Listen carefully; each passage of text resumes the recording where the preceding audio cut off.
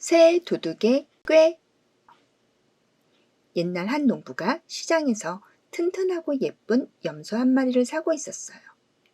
그런데 그 시장에는 누군가의 물건을 훔칠 생각으로 눈을 두리번거리며 몰려다니던 3명의 도둑들도 있었지요.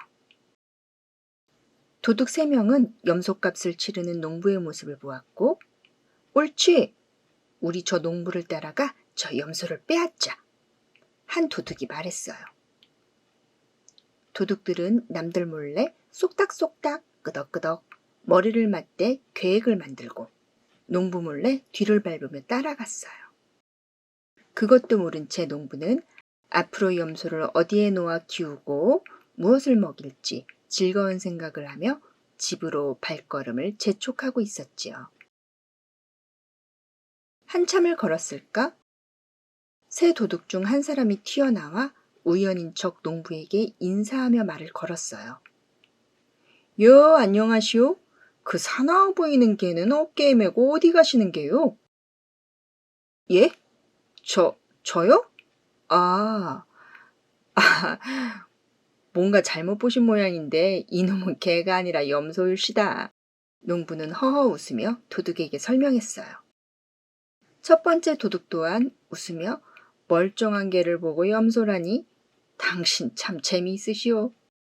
한마디 더 하고는 다른 곳으로 걸어갔어요. 농부는 참 이상한 사람이로군. 개와 염소도 구분을 못하다니 생각하며 다시 집을 향해 걷기 시작했죠.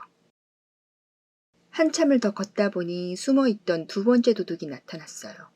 이보시오. 날씨도 더운데 그 사나워 보이는 개를 메고 어디를 가는 거요? 하며 농부에게 말을 걸었어요. 농부는 다시 당황해하면서 아니 왜 당신도 염소를 개라고 하는 거요? 자기도 모르게 소리쳤어요. 하하이, 당신이야말로 날이 더워 이상해진 것 아니오? 멀쩡한 개를 보고 염소라니, 하하하. 두 번째 도둑 또한 지지 않고 농부에게 거짓말하며 지나쳐갔어요. 농부는 잠깐 서서 자신이 장에서 사온 염소를 요리조리 뜯어봤어요. 아니, 왜 자꾸 멀쩡한 염소를 개라고 하는 거야? 농부는 다시 걷기 시작했고 저 멀리 농부의 집이 보일 때쯤 세 번째 도둑이 나타나 농부에게 웃으며 한마디 했어요. 어휴, 그 무겁고 사나워 보이는 개를 메고 수고가 많으십니다. 농부는 염소를 땅에 내려놓고 자기 얼굴을 꼬집어 봤어요. 아야! 꿈이 아닌데? 이게 무슨 일이지? 아, 이보시오. 당신 눈에도 이게 분명 개로 보이요? 농부는 애절한 몸짓으로 세 번째 도둑에게 되물었어요. 그 당연한 거 아니요? 아주 잘 짓게 생긴 개이잖소. 아, 그래요? 정말 이게 개라는 말이지요? 정말 내가 뭔가 실수를 했나? 아, 이를 어쩐담. 그래요. 이건 정말 개가 맞는 것 같소. 농부는 우울한 표정으로 옷의 먼지를 탁탁 털며 염소를 길에 버려두고 힘없이 집으로 향해 걸어갔어요. 반면 농부의 모습이 보이지 않을 때쯤 새 도둑들은 숨어있던 곳에서 모두 나와 길에 있던 염소를 메고 낄낄거리며 신이 나게 사라졌답니다.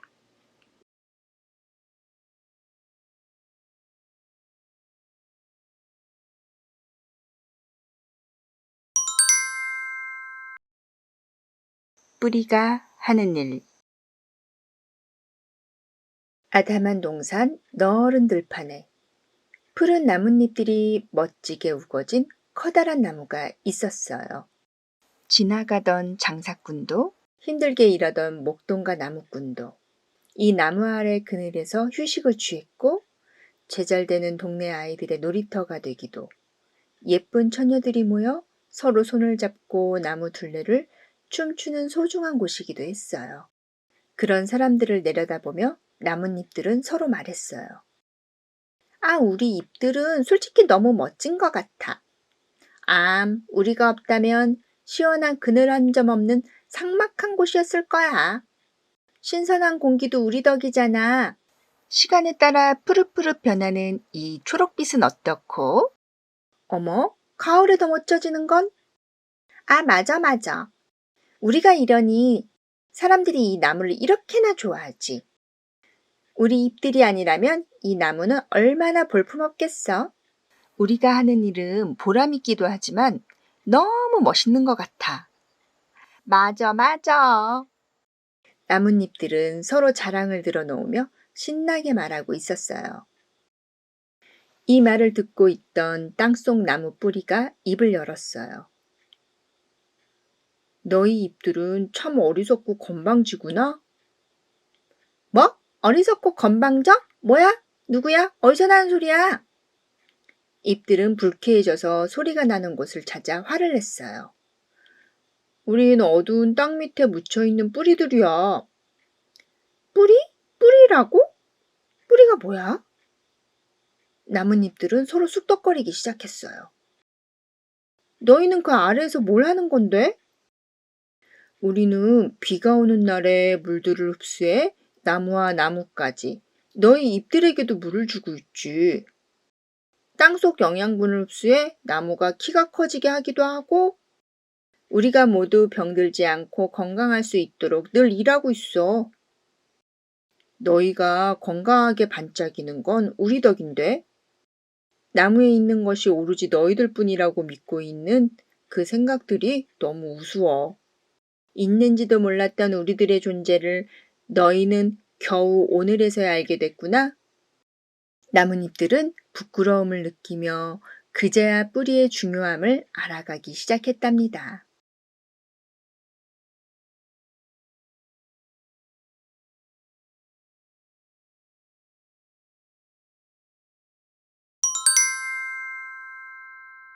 사자의 당나귀 배웅. 숲속에 사는 당나귀와 사자는 친구였어요. 오늘 당나귀는 사자의 집에 놀러 왔고 즐겁게 지내다 집으로 돌아갈 시간이 됐지요. 사자님, 오늘 즐거웠습니다. 저는 이만 가보겠습니다. 저도 즐거웠습니다. 제가 배웅하겠으니 같이 나가시지요. 그렇게 사자와 당나귀는 숲속길을 나란히 걸었어요. 사자님, 이제 그만 들어가시지요. 아닙니다. 조금 더 걷지요. 제가 안내하겠습니다. 사자는 당나귀를 호위하듯 걸으며 크앙 하고 포효하는 위험의 소리까지 냈어요. 아까부터 이 둘을 지켜보던 까마귀가 낄낄거리며 크게 웃어댔어요. 까까까! 우습다 우스워. 정말 우스워. 넌 뭐가 그렇게 우습다는 거냐? 사자가 까마귀에게 물었어요. 우습고 말고요. 숲속의 왕이 그깟 당나귀와 나란히 걸으며 포효까지 하는데 어울리지 않으니 어찌 안 웃겠습니까? 그러자 사자는 전혀 동요치 않으며 까치에게 말했어요. 건의와 명예는 중요하지 않다. 나에게 찾아온 손님은 누구든 친절하게 모시는 게 당연하지.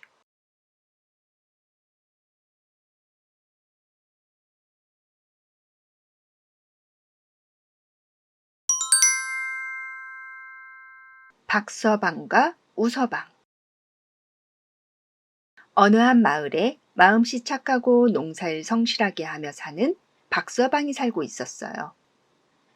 그의 박서방은 물을 심어 열심히 키웠고 마침 날씨도 좋아 무농사가 아주 좋았어요. 박서방이 저렇게 부지런하니 농사가 잘 될 수밖에. 그러게요. 같은 땅이어도 박서방이 지나간 작물들은 뭐가 달라도 다르네요. 박서방의 부지런함을 잘 알고 있던 마을 사람들은 입을 모아 칭찬했어요. 농작물을 수확하는 날이 왔고 밭에서 물을 뽑던 박서방은 이제껏 보지 못했던 매우 크고 특이한 물을 보게 됐어요. 아니, 내 이태껏 농사 지으며 살았지만 이렇게 별나고 커다란 무는 처음인걸? 이 물을 나 혼자 먹어 주기엔 좀 아깝고 뭐 좋은 수가 없을까? 옳지. 박서방은 커다란 물을 깨끗이 씻어 수레에 싣고 마을 사또에게 갔어요. 사또날이 소인 윗마을에서 농사짓는 박서방이라고 하옵니다. 그래, 무슨 일로 나를 찾아왔는가? 소인 어릴 적부터 농사만 지으며 살아왔사온데 올해 이 무처럼 커다란 물을 처음 보았습니다. 하늘과 이웃들 덕으로 농사가 잘 되어 이렇게 크고 신기한 물을 보았사온데 평소 이 마을을 현명히 통치하시는 사또님께 늘 감사한 마음이 있었는 바 별것은 아니지만 사또나리와 무가 필요하신 주변 분들 같이 나누어 드시면 좋을 것 같아 가져오게 되었습니다. 오, 이렇게 고마울 때가 나도 정말 처음 보는 특이한 무이구려. 이렇게 귀한 걸 받았는데 나도 자네에게 보답하고 싶네. 사또는 하인을 불렀어요. 이보게, 요즘 들어온 선물 중 창고에 무엇이 있는가? 예, 사또 커다란 황소 한 마리가 있사옵니다. 잘 되었군. 그 황소를 박서방에게 내어주도록 하라. 이 말을 들은 박서방은 깜짝 놀라 사또에게 말했어요. 아이고, 황소라니요? 너무 과하십니다. 거두어 주십시오. 답례를 받고자 온 것이 아니옵니다. 내 자네의 부지런함을 익히들어 알고 있었네. 좋은 것을 본인이 갖지 않고 남들에게 나누어 주려는 그 마음이 좋아 그러는 것이니 괴념치 말게나. 이 황소를 잘 부려 내년에도 농사를 잘 짓고 앞으로도 오늘처럼 주변 사람들과 나누고 베풀며 지내주게. 아이고, 이 은혜를 어찌. 사또나리 감사합니다. 사또나리의 깊은 뜻 명심하며 살겠습니다. 감사합니다. 박서방은 기뻐하며 커다란 황소를 끌고 집으로 돌아갔어요. 커다란 무와 황소 이야기는 마을에 삽시간 소문이 퍼졌고 모르는 이가 하나 없었어요. 마을 사람들 중 이 소문에 가장 크게 관심 두고 있는 이가 있었는데 욕심이 많고 계산에만 밝은 우서방이었어요. 우서방은 박서방 소문에 배아파하고 고민에 빠져 있었어요. 무 하나로 황소를 바꿨다고? 무와 황소라고? 아니, 황소 한 마리면 집이 몇 채고 땅이 몇 마직인데? 사또 어디가 좀 모자른 거 아니야?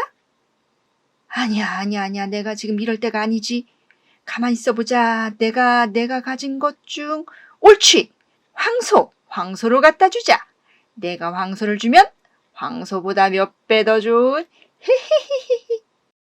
우서방은 집 외양간에서 귀하게 키우던 황소를 끌어냈고 어떤 더 좋은 선물을 받게 될까? 자꾸 삐져나오는 웃음을 참으며 관아로 향했어요. 그래, 자네는 무슨 일로 나를 찾았는가? 사또, 이 황소를 좀 보시지요. 저는 수년간 황소를 길러싸운데 이 황소만큼 힘이 세고 말 잘 듣는 소를 본 적이 없사옵니다.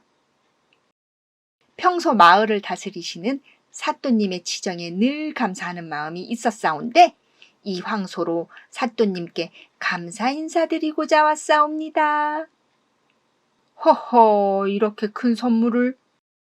정말 근래 보기 드문 아주 잘난 황소요. 예, 사또. 보는 눈이 매우 좋으십니다.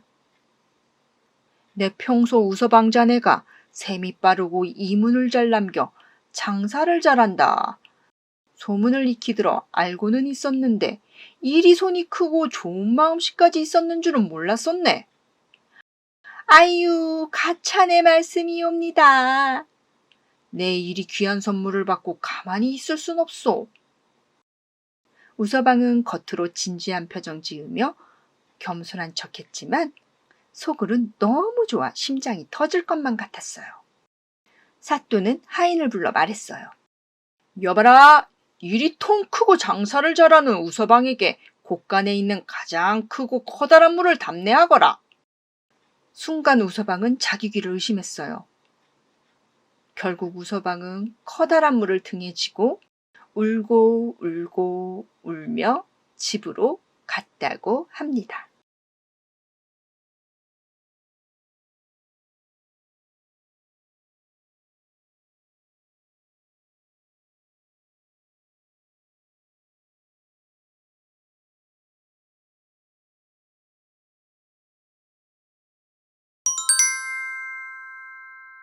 무지개, 거미.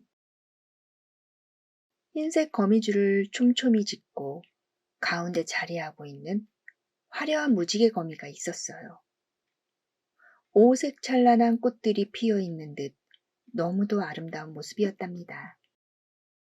꽃의 꿀들을 찾아다니던 벌과 나비들은 그것이 거미인 줄 알고 있었지만 그 화려한 모습에 눈을 뗄 수가 없었어요. 와, 너무 예쁘다. 정말 너무너무 아름다워. 가까이 가면 정말 좋은 향이 날 것 같아. 저렇게 아름다운 거미는 가까이 가도 착하게 행동하지 않을까? 한 번만이라도 가까이 가서 만져보고 싶어. 주변을 맴돌며 거미의 화려한 모습에 매혹된 벌과 나비들은 그 모습에 미혹돼 옳지 못한 생각을 했고, 무지개 거미 가까이에 간 벌과 나비들은 결국 거미의 밥이 되고 말았답니다.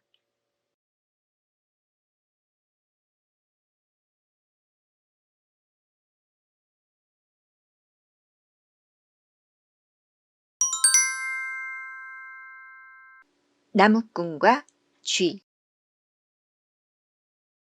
숲속에는 키가 크고 멋있는 아름드리 나무 한 그루가 있었어요. 나무의 뿌리 아래에 쥐구멍이 있었고 여러 마리 생쥐 가족이 사이좋게 살고 있었지요.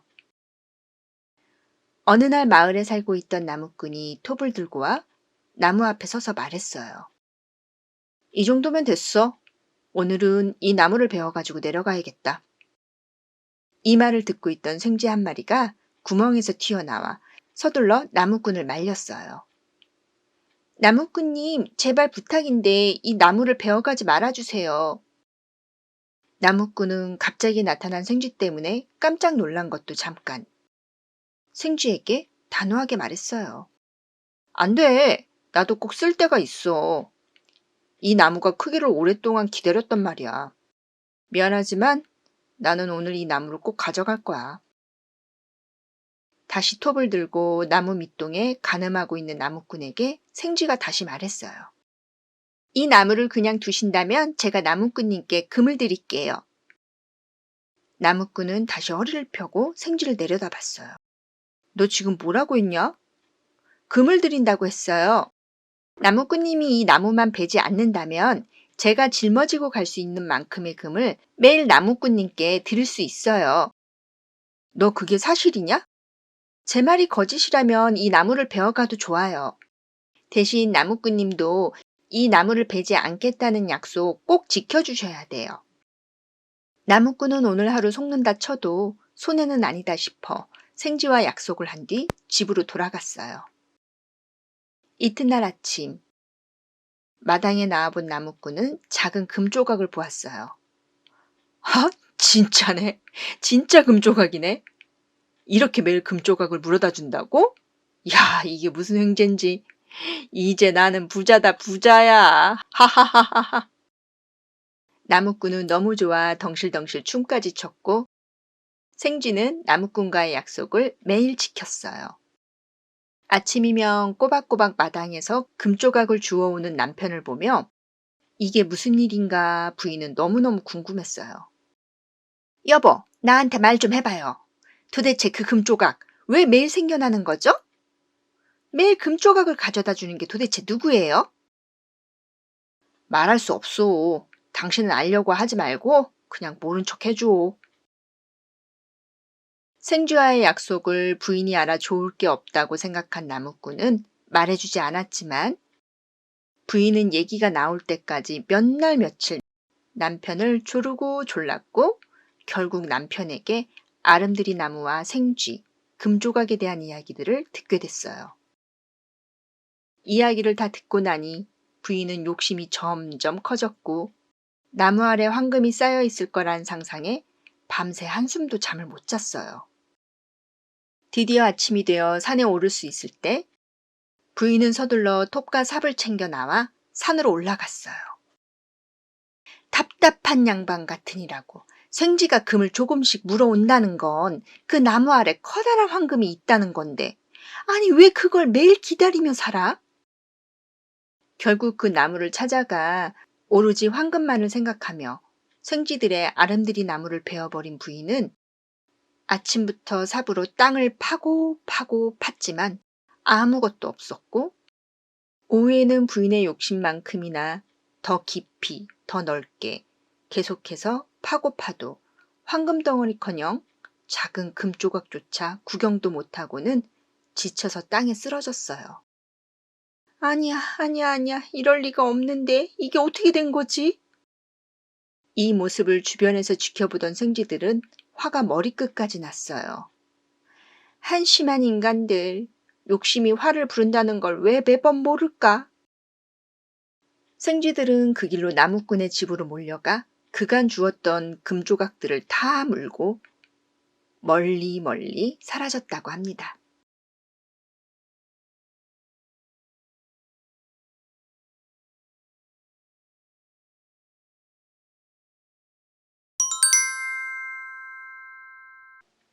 숱하게 위대함. 꽃게요! 숱학은 매일매일 새벽을 알렸어요. 목을 길게 빼며 크고 우렁찬 목소리로 몇 번 울고 나면 동쪽산 위로 빨갛고 웅장한 태양이 위엄을 드러내며 서서히 떠올랐죠. 숲속의 작은 벌레들부터 큰 동물들까지 세상이 움직이기 시작했고, 사람들 또한 기지개를 켜며 일어나 옷을 갈아입으며 하루가 시작됐답니다. 수탉을 기르는 농부는 졸린 눈을 비비며 나와 제일 먼저 수탉에게 모이를 챙겨주었고, 그 다음엔 다른 가축들의 먹이를 주고 연장들을 챙겨 밭으로 나갔어요. 자신의 목소리로 세상이 움직인다고 생각한 수탉은 어느 날부턴가 심술이 나기 시작했죠. 난 매일 새벽 힘들게 자고 있는 태양을 불러 깨우는 위대한 일을 하고 있는데 고맙다고 하는 사람도 없고 다른 가축들에 비해 특별한 음식도 주지 않다니. 이런 생각을 하게 된 수탉은 그날부터 주인이 주는 모이를 먹지 않았죠. 수탉, 너 어디 아픈 거냐? 왜 요즘 통 먹이를 먹지 못하지? 맨날 맛없는 모이만 주니까 그렇지요. 좁쌀이 맛이 없어? 여러 해 동안 잘 먹었잖아. 나는 매일 누구도 할 수 없는 위대한 일을 하고 있는데 그에 비하면 너무 형편없는 대접을 받고 있다고요. 위대한 일이라고? 내가 자는 태양을 깨워 떠오르게 하잖아요. 그뿐인가요? 태양이 뜨지 않는다면 사람들이 깜깜한 어둠 속에서 어찌 농사를 짓고 돌아다니며 일을 볼 수 있겠어요? 모두들 내가 훌륭하다고 칭송해야 맞는데 저 할 일 없는 다른 가축들과 똑같이 대하다니요. 주인님은 이제라도 사실을 알게 되셨다면 이제부턴 나를 특별하게 대해주세요. 그렇지 않는다면 저도 다 생각이 있으니까요. 그래? 네 생각이라는 게 뭔지 드러나 보자. 이제 새벽에 목청껏 울지 않겠어요. 내가 없으면 태양도 없을 테고 그런 세상은 어떻게 될지 저는 그냥 두고 볼 거란 말이에요. 농부는 한숨을 푹 내쉬며 에휴, 그래, 네 마음대로 하려무나 하고는 밭으로 향했어요. 수탉은 자기 말을 무시한 농부에게 정말 화가 났고 다음 날 새벽부터는 정말 울지 않았어요. 수탉이 울지 않았는데도 태양은 어김없이 떠올랐고 사람들은 일어나 평소 때와 똑같이 움직이기 시작했죠. 수탉은 그런 광경들을 보며 이상하네. 왜 이러지? 이게 아닌데 이상하네. 이게 뭐지? 왜 이러지? 라는 말만 되풀이했답니다.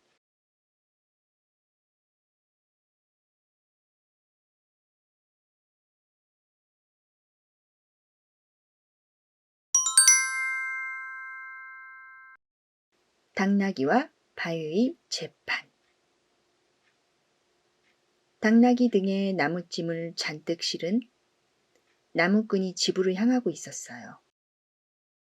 반대편에선 기름을 등에 지고 장에 내다 팔 기름장수도 발걸음을 재촉하고 있었지요.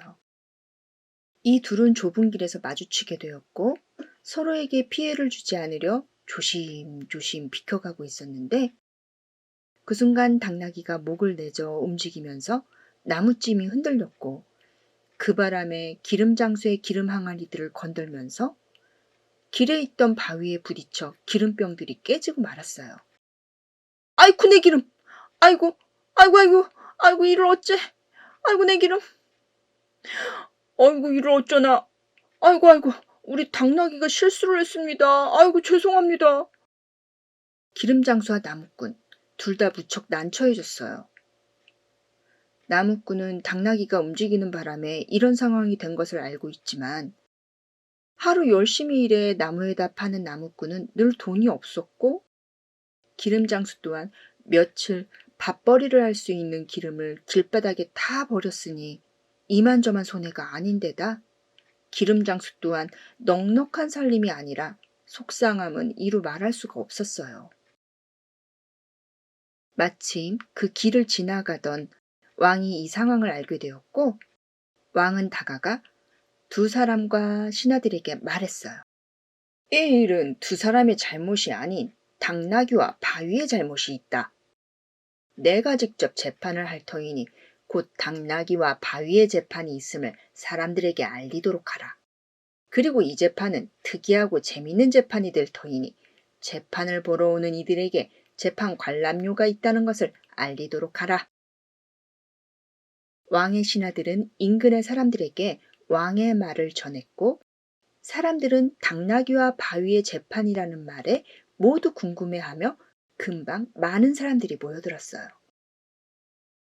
나무꾼과 기름장수, 당나귀와 바위, 깨진 기름병. 이들을 세워놓고 왕은 위험 있는 목소리로 바위에게 물었어요. 바위, 이 깨진 기름병들을 보아라. 너는 네가 한 잘못을 알고 있느냐? 사람들은 킥킥대며 웃기도 하고 수근수근 말하기도 했어요. 아, 바위는 말을 못하니 신을 담당하는 대신이 변호하도록 하라. 임금님의 명령에 젊은 신하가 앞으로 나와 바위를 대신해 말했어요.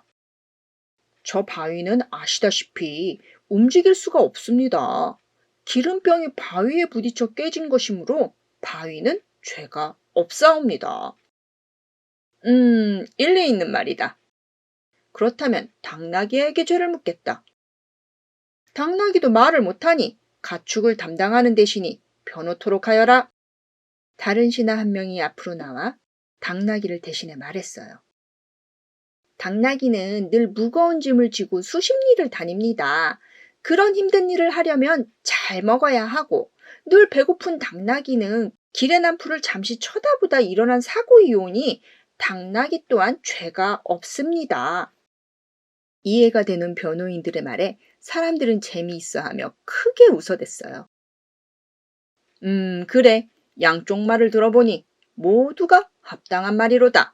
이제 판결하겠다. 움직일 수 없는 바위는 어떠한 죄도 없으며 늘 열심히 일하던 당나귀 또한 작은 움직임으로 일이 생겼는 바 누구의 고의성도 없으므로 바위와 당나귀 둘 다 무죄다. 누구에게도 책임을 물을 순 없지만 기름을 버리는 손해는 있었는 바 오늘 여기 모인 사람들의 관람료를 모아 기름장수에게 주어 손해를 배상하도록 하라. 그곳에 모인 많은 사람들은 왕의 판결에 크게 환호하며 박수를 쳤다고 합니다.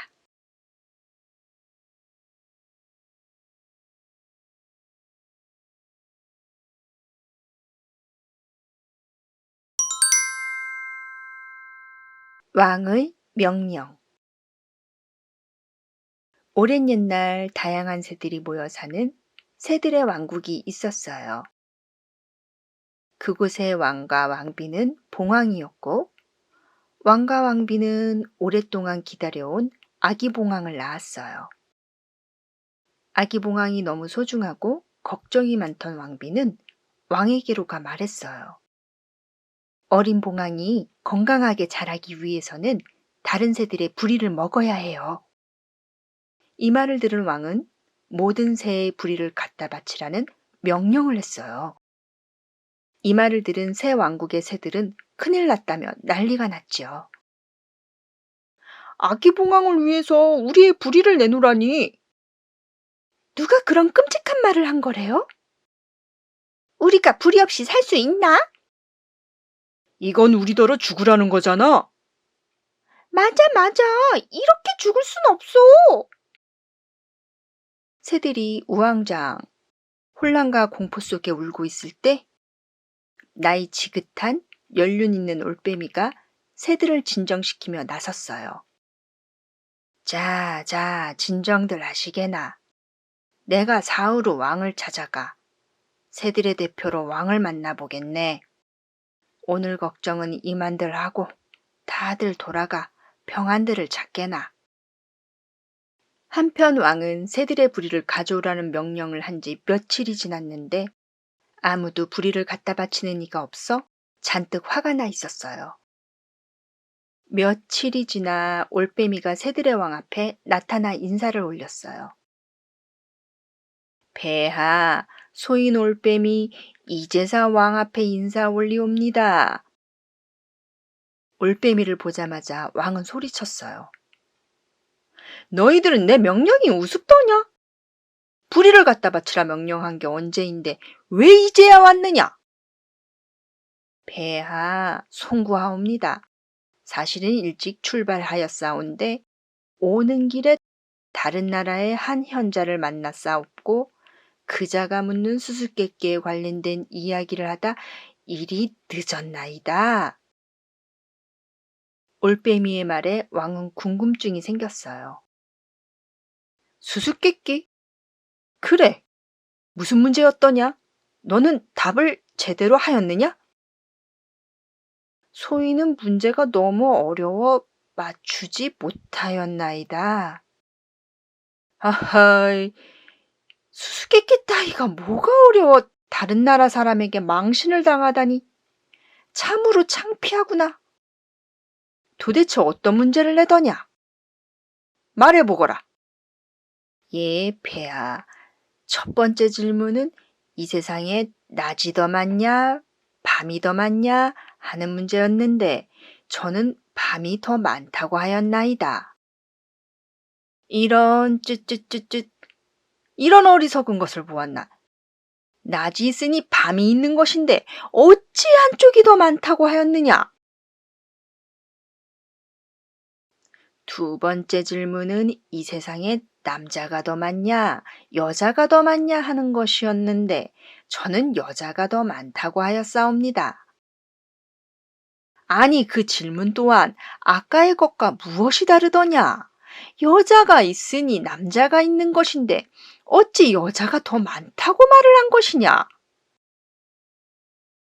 그건 알지만 제 생각은 좀 달랐사옵니다.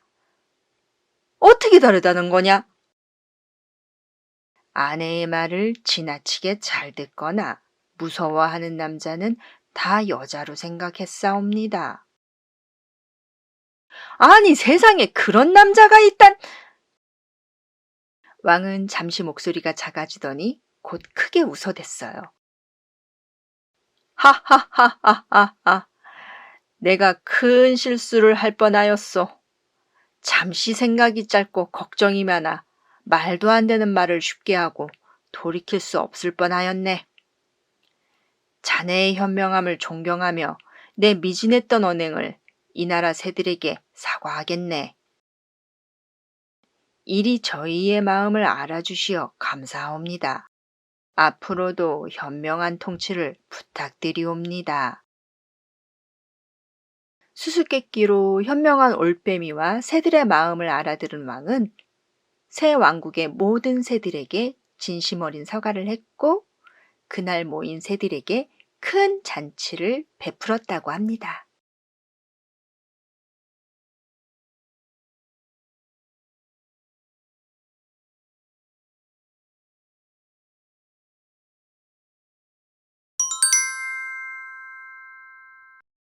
이 층 없는 3층 집. 옛날 한 마을에 돈은 많지만 고집이 세고 어리석은 부자가 살고 있었어요. 이 부자는 자신의 재력을 주변 사람들에게 과시하며 사는 게 낙이었죠. 어느 날 부자의 친구가 새 집을 지었다는 소식과 함께 집 구경 잔치에 초대를 했어요. 어리석은 부자는 친구의 새 집 소식에 벌써 입을 삐죽대며 "채, 나보다 재산도 적은 녀석이 집을 지었다 한들 뭐 얼마나 대단한 집을 지었겠소. 대충 내 집 비슷한 집을 흉내나 냈겠지." 속으로 생각하며 친구의 집으로 향했어요. 친구의 집 근처에 다다르자 부자는 충격을 받았어요. 멀리서 봐도 으리으리하고 멋있는 3층 집은 부자도 처음 봤거든요. 좋은 목재, 튼튼한 구조, 아름다운 장식들까지. 부자는 입이 다물어지지도 않고 있는데 마을 사람들도 몰려와 그 집을 구경하며 저마다 칭찬과 부러움의 말들을 했고 옆에서 그 말을 듣고 있으려니 너무 화가 나기 시작했어요. 부자는 그 길로 집으로 돌아왔고 마을 최고의 목수를 불러 다짜고짜 말했어요. "당신, 내 집에서 3층을 지어주게." "아, 그거라면 가능합니다. 오늘부터 목재를 수소문한 뒤 내일 2층부터 시작하겠습니다." "아니, 2층 말고 3층! 3층을 지으란 말세."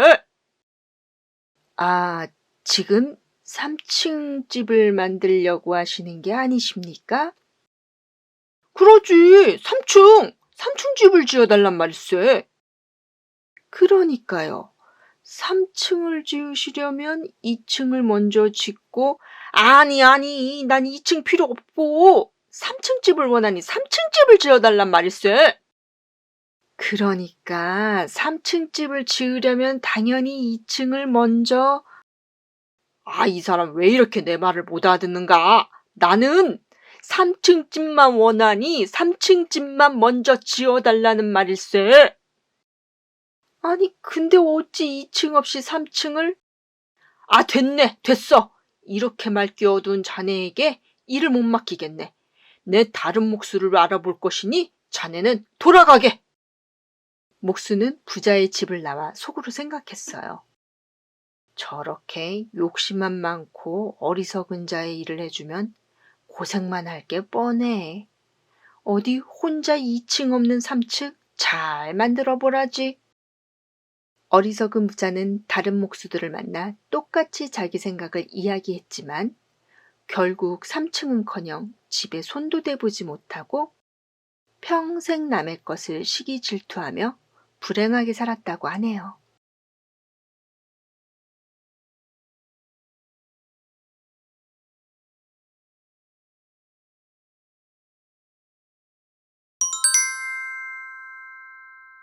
새들의 왕 뽑기.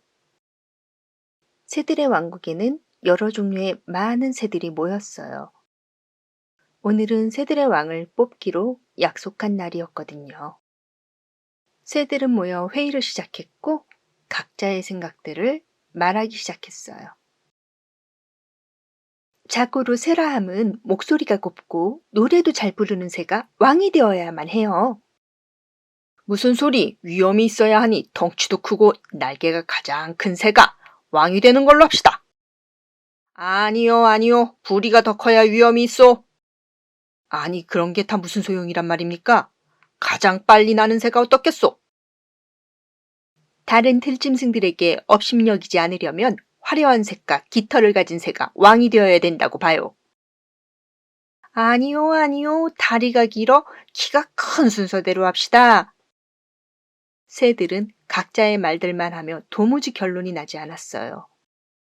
하루가 다 지나갈 무렵 지친 새들은 가장 힘이 센 새가 왕이 되기로 합의했어요.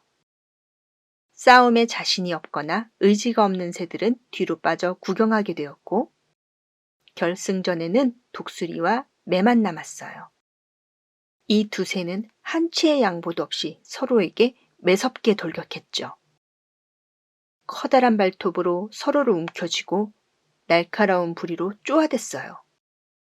사방으로 깃털이 떨어지고 피도 흘려가며 한참을 싸웠어요. 매가 거의 죽어갈 지경에 이르자 결국 독수리가 매를 이기고 왕이 됐어요. 독수리는 스스로 새들의 왕관을 쓰며 새들을 향해 외쳤어요. 이제 이 새 왕국의 왕은 나 독수리다. 너희들은 내 말에 복종하고 나를 우러르라. 하지만 이 모든 걸 지켜보던 새들은 겁에 질려 일제히 우르르 날아가 자리를 떠났고 독수리 곁에는 아무도 없이 혼자 남게 되었다고 합니다.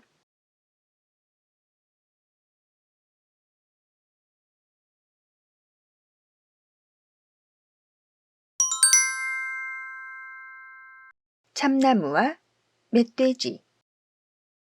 깊은 산속 아담한 언덕에 참나무 한 그루가 당당히 서 있었어요. 이 참나무는 열심히 비 맞고 햇빛 받아 반들반들 빛나고 예쁜 도토리들이 주렁주렁 달려 있었고, 참나무 주변 땅 위에도 잘 익은 도토리들이 여기저기 수북했어요. 배가 너무 고파 먹을 걸 찾던 멧돼지 한 마리가 잘 익은 도토리 냄새를 맡고 신나게 달려와 도토리를 정신없이 주워 먹었어요. 우와, 도토리다! 우걱우걱, 우걱우걱우걱, 우걱우걱, 꿀꿀꿀꿀, 우걱우걱. 배부르다. 역시 도토리가 세상에서 제일 맛있어. 많이 먹었더니 좀 졸려지네. 한숨 자볼까? 배가 부른 멧돼지는 참나무 아래서 낮잠까지 늘어지게 잤답니다. 한참 자고 일어난 멧돼지는 뭐 딱히 할 일이 없었어요. 잘 잤다. 심심한데? 그래, 땅파기 놀이나 해야겠다. 멧돼지는 삐죽하게 붉어져 나온 주둥이로 참나무 뿌리 주변을 파헤치기 시작했어요. 이히히, 땅파기, 땅파기, 땅파기, 팍팍팍팍, 팍팍팍팍. 이히히히, 재밌다, 재밌어. 멧돼지가 정신없이 땅파기를 하는 동안 참나무에 까마귀 한 마리가 날아와 앉아 까까 멧돼지를 부르고 있었어요. 멧돼지는 땅파기가 너무 재밌어 처음에는 까마귀 소리를 듣지도 못하다가 계속 까마귀가 울어대자 한참 뒤 까마귀를 보게 됐어요. 넌 뭐야? 넌 뭔데 하필이면 여기 와서 시끄럽게 구냐? 나 너랑 놀아줄 맘 없으니까 다른 곳으로 가라. 잠깐 멧돼지야, 너 지금 뭐 하는 거야? 보면 몰라? 땅파기 놀이하잖아. 안 돼, 멧돼지야. 이 참나무는 뿌리가 드러나면 나무 자체가 말라 죽어. 이 나무의 도토리로 얼마나 많은 숲속 동물들이 배고프지 않게 살아가고 있는데 넌 왜 이런 짓을 하는 거야? 거참 말 많네.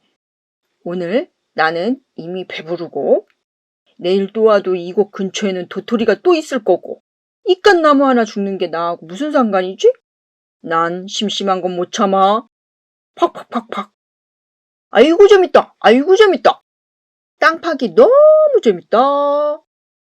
멧돼지는 보란듯이 땅을 더 파헤쳤어요. 이때 참다 못한 참나무가 숲이 떠나가게 호통쳤죠. 이 미련한 멧돼지야! 깜짝이야! 뭐지? 너도 눈이 있다면 머리를 들고 나무 위를 봐라. 뭐? 내일 다시 오면 땅 위에 도토리가 있을 거라고? 땅 위에 떨어진 그 도토리들이 어디서 왔는지 생각을 못하느냐? 내 입으로 가는 도토리들이 어디서 오는 건지 똑바로 보거라. 멧돼지는 그제야 참나무 가지에 영롱히 달린 도토리들을 보았고 한참 생각하는 표정을 짓더니 부끄러워 다른 숲속으로 깊이 도망가 버렸답니다.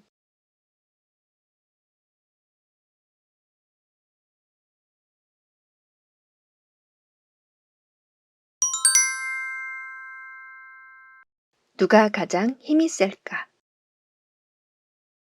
모두가 추워서 덜덜 떨고 있는 겨울이었어요.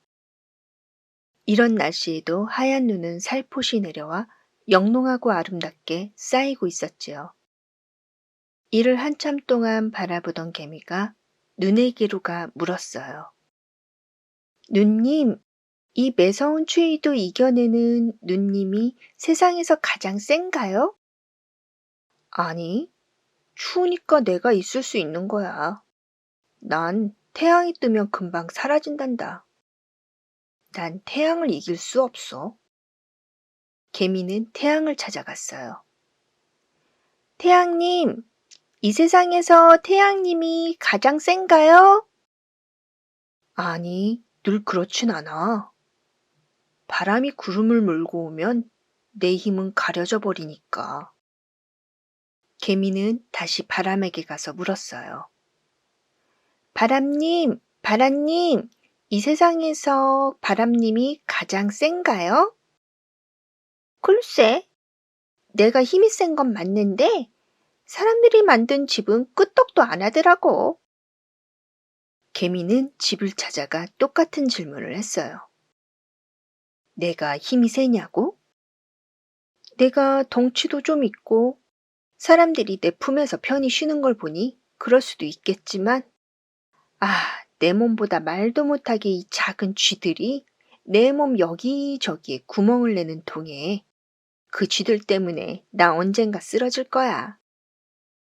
개미는 또다시 쥐를 찾아 떠났고 쥐에게도 같은 질문을 했어요. 내 이빨이 자꾸 자라니까 난 뭐라도 물어서 갈아대야 하거든. 그래서 나무건 집이건 자꾸 갈고 구멍 내는 것뿐이야. 세상에서 가장 센 건 내가 아니라 고양이지. 고양이는 거칠 것이 없어. 너무 무서워. 개미는 또 고양이를 찾아 떠났고 고양이에게 물었어요. 고양이님, 고양이님, 세상에서 가장 센가요? 무슨 말이야? 난 세상에서 막대기가 제일 무섭던데. 막대기로 날 때리면 난 늘 잽싸게 도망치거든. 개미는 막대기를 찾았고 막대기에게도 또 물었어요. 막대기님, 막대기님이 세상에서 가장 센가요? 내가 가장 세냐고? 에이, 무슨 소리야. 나 같은 건 쓸모를 다하면 불에 들어가는데. 불은 모든 걸 다 태워버리니 불이야말로 정말 세지. 개미는 불을 찾아가 또 같은 질문을 했어요. 내가 가장 세냐고? 불 쎄다. 난 물 한 바가지면 쉽게 꺼져버리거든. 난 물이 제일 무섭더라고. 개미는 다시 물을 찾아가 또 물었지요. 물은 찡그린 표정으로 말했어요. 아니, 난 황소를 못 이겨. 황소는 나를 마셔버리거든. 황소를 찾아간 개미는 또 같은 질문을 했어요. 아니, 나보다 센 건 칼이야. 칼은 날 죽일 수 있거든. 또다시 칼을 찾아가 개미가 물었어요. 날카롭게 날이서 칼날이 있으니 내 힘도 세지만 난 돌을 이길 순 없어. 내가 돌을 자른다고 덤빈다면 내 몸이 망가질 거니까. 개미는 돌을 찾아가 또다시 물었어요. 돌님, 돌님, 세상에서 가장 센가요? 돌은 아무 말도 하지 않았어요. 개미는 다시 한번 돌을 깨워서 물어봤지만 여전히 입을 다물고 아무런 말도 하지 않았어요. 개미는 그제서야 고개를 끄덕이며 생각했어요. 이 세상에서 가장 센 건 돌이구나.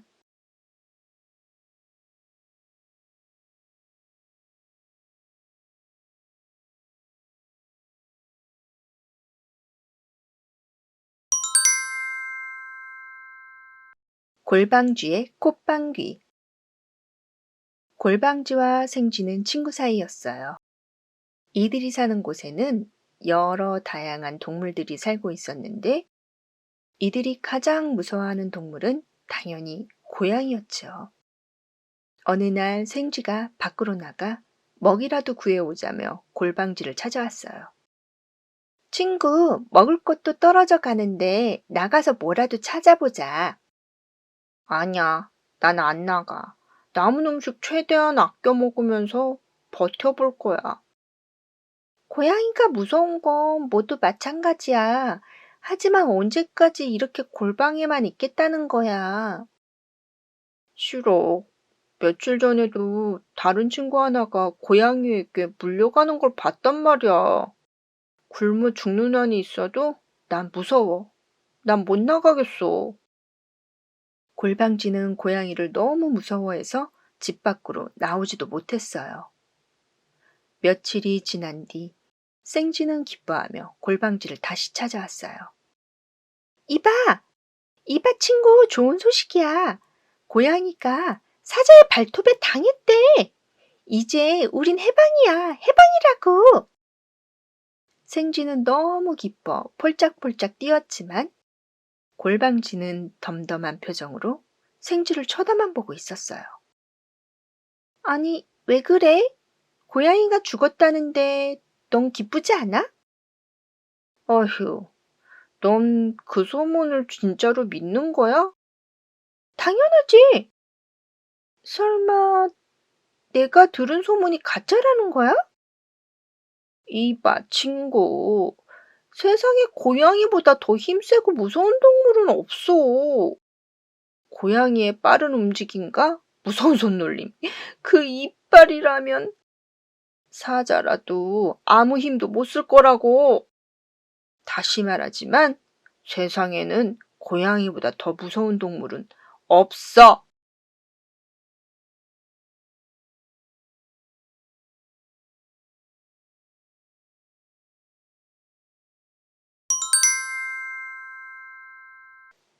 두더지의 충고. 어느 숲속에 사이좋은 독수리 부부가 살고 있었어요. 독수리 부부는 알 나올 곳을 찾아 이곳저곳 살피다 키가 큰 미루나무 위에 앉았어요. 여보, 이 나무 어떻겠소? 키가 크고 덩치가 큰 것이 마음에 들어요. 그럼 여기에다 둥지를 만듭시다. 좋아요, 여보. 독수리 부부는 그날부터 열심히 나뭇가지를 물어다 둥지를 지었어요. 이를 지켜보던 땅속의 두더지가 살포시 얼굴만 내민 채 독수리 부부에게 말을 걸었어요. 저 독수리님, 이곳에 둥지를 지으시려는 건가요? 응? 넌 두더지 아니냐? 그렇다. 그건 왜 묻지?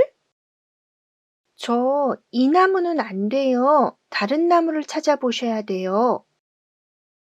뭐야? 네가 뭔데 된다 안 된다 나서는 거냐? 이 나무에 다른 주인이라도 있다는 거야? 그게 아니라 이 나무는 뿌리가 썩었어요. 언제 넘어갈지 모른다고요.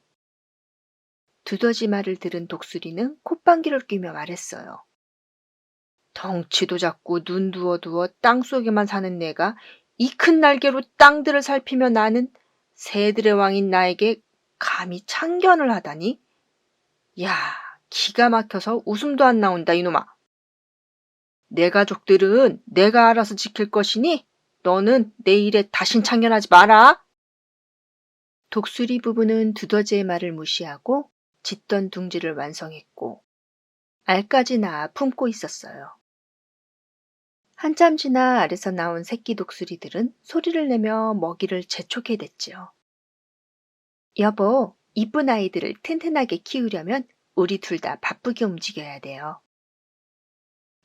그렇고 말고 이번에 같이 나가서 많이 잡아옵시다.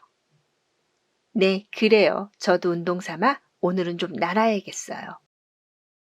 독수리 부부는 사냥하러 동시에 둥지를 떠났고 미루나무에서는 이상한 작은 소리가 들리더니 소리는 점점 커지기 시작했어요. 결국 나무가 우직쿵 쾅 하고 쓰러지고 말았죠. 사냥에 성공한 독수리 부부는 다시 둥지로 돌아왔지만 둥지 안의 새끼 독수리들은 큰 나무에 깔려 모두 죽어 있었어요. 아빠 독수리는 크게 통곡 소리를 내며 울고 있었고 엄마 독수리는 이미 까무러져 소리도 못 내고 있었어요. 밖이 시끄러워 다시 얼굴을 내민 두더지는 그 광경을 보며 속으로 생각했어요. 큰 날개로 세상을 다 내려다본다 한들 어두운 땅속 사정은 내가 더 잘 아는 법인데.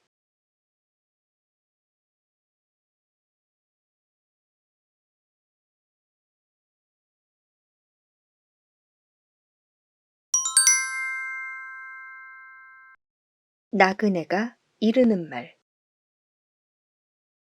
중국 어느 마을에 감장수가 있었어요. 어느 날 감장수는 자루에 감을 잔뜩 싣고 성을 향해 가고 있었지요. 아이고, 이 일 저 일 하다 보니 시간이 이렇게나? 아, 오늘 내 꼭 성 안으로 들어가야 되는데 해가 벌써 저물다니. 큰일이야. 서둘러야겠소. 감장수는 서둘러 걷던 중 성에서 나오는 한 나그네와 마주쳤어요. 여보시오, 성까지 얼마나 가야 하오? 얼마 남지 않았습니다. 내 오늘 꼭 성 안으로 가야 하는데 성문이 닫히기 전에 내가 당도할 수 있겠소? 나그네는 감장수의 짐들과 모습을 한번 쳐다보고는 말했어요. 그럼요. 천천히 걸으면 들어갈 수 있으실 겁니다. 이렇게 말하고는 나그네는 가던 길을 휑하니 가버렸어요. 뭐? 천천히 걸어가?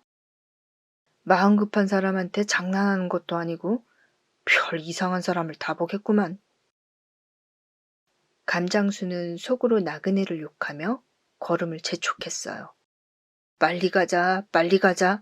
늦으면 큰일이다, 큰일이야.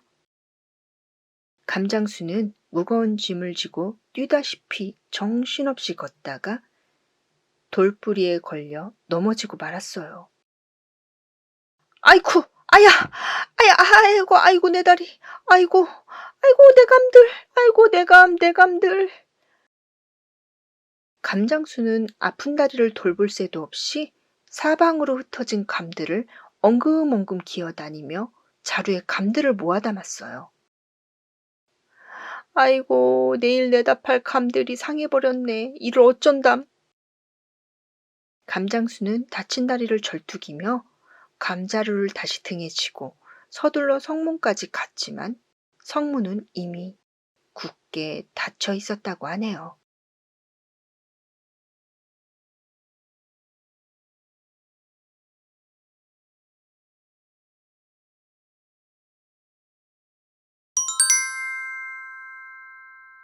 새들의 날개. 하느님이 처음 새들을 만들었을 때 새들에겐 날개가 없었다고 해요.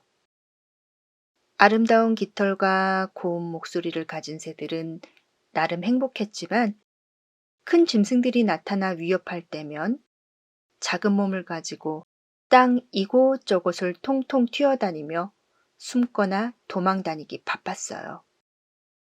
이를 안타깝게 보시던 하느님은 날개를 만들어 새들 옆에 놓아주며 말씀하셨어요. 새들아, 이 짐을 등에 지고 나는 연습을 하거라. 새들은 흠찍 놀랐어요.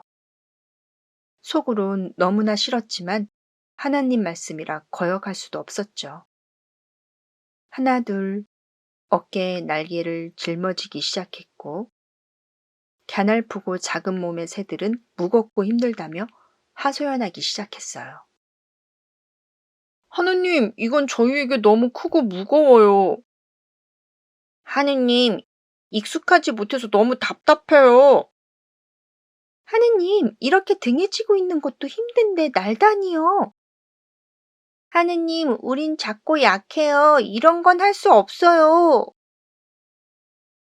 어떤 새들은 눈물까지 흘리며 하나님께 애원했어요. 절대 너희 등에서 내려놓지 말거라. 힘들어도 연습하고 또 하거라. 그리하여 나의 가까이 날아오르거라. 처음에 새들은 날개의 무게로 제대로 걷지도 못했어요. 하지만 며칠이 지나 걷기 시작하더니 뛰기도 하고 드디어 새들은 하늘을 날게 되었어요. 고통과 인내, 긴 시간의 힘든 노력이 필요했지만 그들은 그 작은 몸으로 결국 해냈고 새들은 높이 높이 날아오르는 지금의 새가 되었다고 합니다.